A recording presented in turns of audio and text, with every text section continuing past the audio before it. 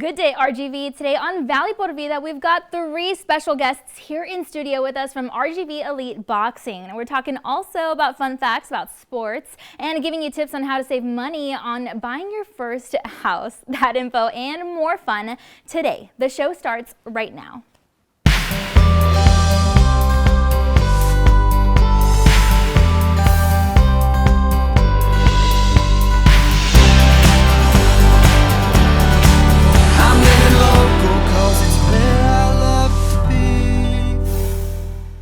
Hi there, and thanks again for joining us today. I'm your host, Danielle Banda.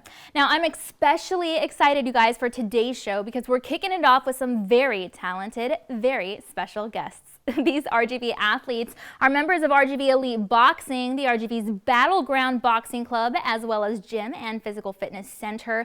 And they've been training for a while now, and with guidance from professionals in the game like Rudy Juarez, they've seen success after success. Now, the entire Rio Grande Valley is cheering them on in every fight, and so we're just so happy to have them here in studio with us today for an inside look at what their world has been like since their most recent accomplishment. Hey, you guys, go ahead and officially introduce yourselves. Hello, my name is Hector Garcia, known as El Little Can. Awesome. And my name is Naima Garcia, also known as La Mas Perra. Oh my goodness, you guys, we are so happy to have you here. But first of all, I see you're holding something that looks pretty heavy and pretty shiny. Go ahead and tell us what you got here.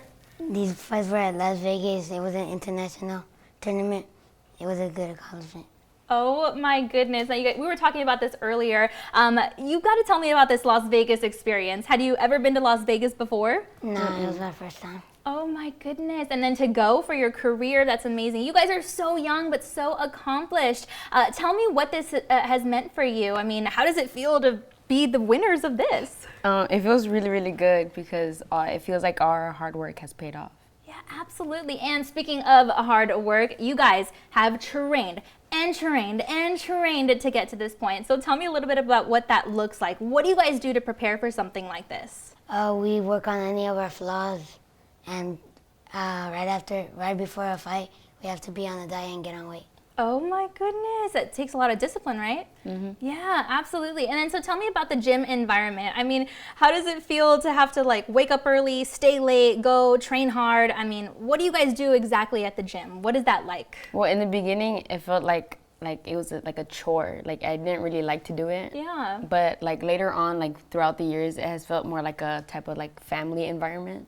Yeah, absolutely, because everyone's there kind of supporting each other and pushing each other on, right? So maybe tell me a little bit more about that. I mean, when you're in the gym, are people kind of helping you out and giving you tips? Yeah, Rudy, like whenever I need to pick up my hands, he tells me, and then Yeah, absolutely. And then, of course, I mean, I had the chance to visit them, you guys. They have their music blasting, and they're going and going, and you guys really just don't quit, right? So tell me about what you want to achieve after this. You know, what are your goals for the future? What are you thinking and dreaming of? Well, right now I'm ranked #1 in the country, and so I want to maintain that spot. And then when I go pro, I want to be one of the best of boxers. Oh my goodness, and you are well on your way. You guys, I cannot do anything of what you guys are doing. That's amazing. And what about you? What do you think the future looks like for you? I'm trying to work my way up to rank #1 and turn pro and be one of the best boxers. You guys, you are well on your way. Congratulations on everything. And of course, we're not the only ones proud of you here at Valley por Vida. You guys have got to have your family supporting you, right? What is that like? What do your parents think? They give us more motivation to keep going. Yeah, absolutely. And then, of course, you guys are siblings, and you have another brother who's going to be on the show in a while, you guys. What is it like kind of being in this together as brothers and sister? Well, it feels fun because we all get to suffer together and we all win. But also enjoy it. That's so cool. And I've got to ask you, boxing. Why do you love boxing? It just helped me, like if I'm getting bullied, I could defend myself. Yeah, absolutely. Why do you think you love boxing? Well, I used to get bullied, so yeah, that's why I got into it. Yeah, absolutely. This is a good way to just kind of make sure that you're honing in on all your skills. It makes you well-rounded. We're so happy for you. And what kind of skills do you think you're learning with boxing? Is it like discipline? Is it willpower? What do you think? A lot of discipline. Okay.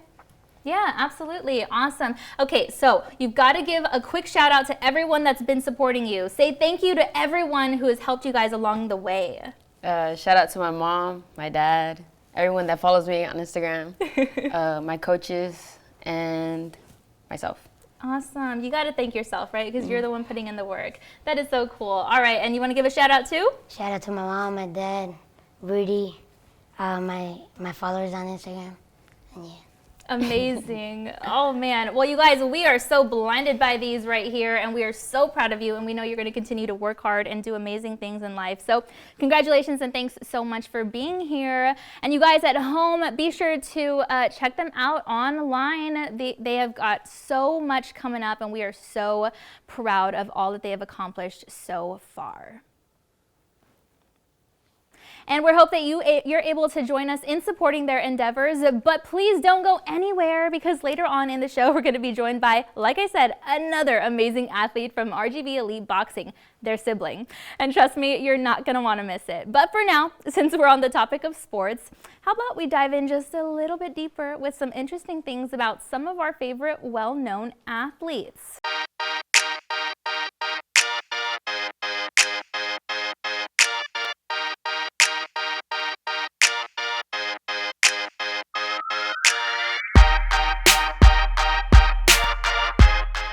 So according to circalasvegas.com, apparently Jesse Owens broke 3 world records and then tied another in 45 minutes. Now the site says that he actually broke the records for the 220-yard dash as well as the 220-yard low hurdles, running broad jump, and even equaled the world record for the 100-yard dash. Talk about talent, huh?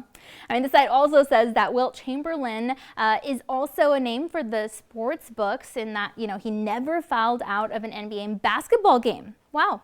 And it seems that the athlete Kevin Nash was not only a talented wrestler, but the site says that he was recruited for basketball out of the state of Michigan and was even the second most sought after player behind Magic Johnson. It also outlines that Hall of Fame pitcher Gaylord Perry had made a funny comment once, well, that later turned into reality. Apparently he said, quote, "They'll put a man on the moon before I hit a home run." And it turns out just 6 short years later, Neil Armstrong did just that.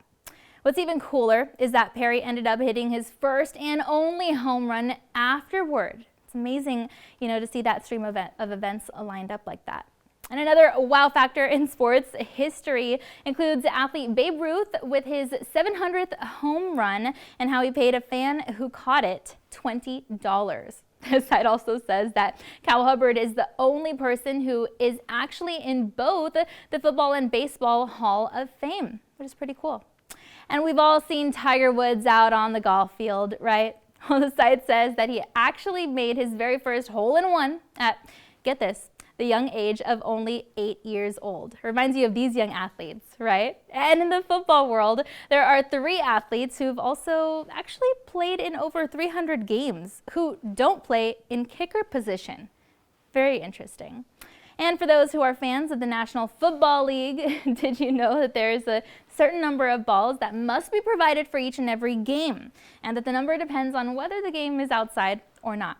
The site says that according to the rules, the home team has got to provide 26 balls for any games being played outdoors and 24 balls for indoor games. Plus, each ball, of course, must be inspected by a referee 2 hours prior to the game. And while many love football, you might be surprised by this one. Apparently, President Teddy Roosevelt wanted to ensure player safety so much that there was a chance that the game would kind of just be banned if certain rules weren't followed. The site says that regulations for games had to be revised to introduce the forward pass. Otherwise, with an incomplete one, teams would have a 15-yard penalty. I never knew that one. And all right, now that you kind of had a chance to brush up on your sports knowledge, we're going to go ahead and take a quick commercial break, and then we've got to look at your local weather updates. But please don't go anywhere. Stay tuned, because Vida is going to be right back. And as promised, we'll have another special guest in studio with us to continue our conversation about professional boxing and RGV Elite Boxing champs who are making the Valley proud. Plus, we'll be talking about the problem with rising home prices, but we're going to give you a couple tips on what you can do about that during your house search. That info plus more when we return.